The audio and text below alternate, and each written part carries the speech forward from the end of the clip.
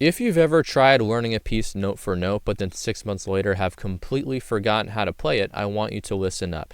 That is because you were using muscle memory. And there's more than one kind of memory that we can use to play piano. There's muscle memory, but there's also oral memory. Have you ever whistled a tune? Have you ever sang one of your favorite songs? You have used oral memory because you heard the song, you've processed it in your brain, and now it's coming out of your mouth. So there's also intellectual memory. This is the biggest culprit. Self-taught pianists, or people that have tried learning piano again after quitting as a kid, they weren't taught certain things about how to digest a piece of music.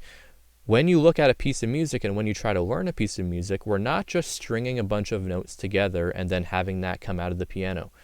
There's so much more to it. Every single note in a piece of music has a relationship to each other.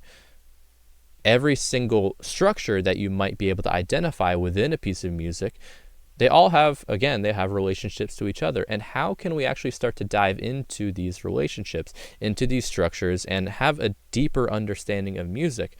The way is to start exploring these three concepts: scales, chords, and inversions. A scale is the set of notes that a piece of music uses. So the piano is 88 keys, and it's the same 12 notes repeating themselves over and over and over again.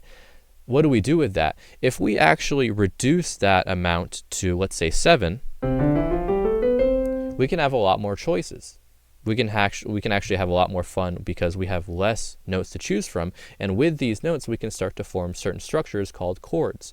Chords are when we group the notes together. So, for example, if I want to form a C major triad, I would group C, E, and G together.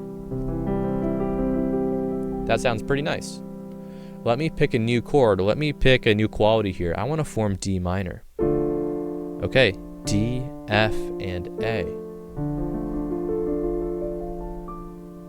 As you can see, when we start to take all of the notes of the keyboard and give it some structure, we can have so much more fun, and we can understand music so much more deeply with these concepts.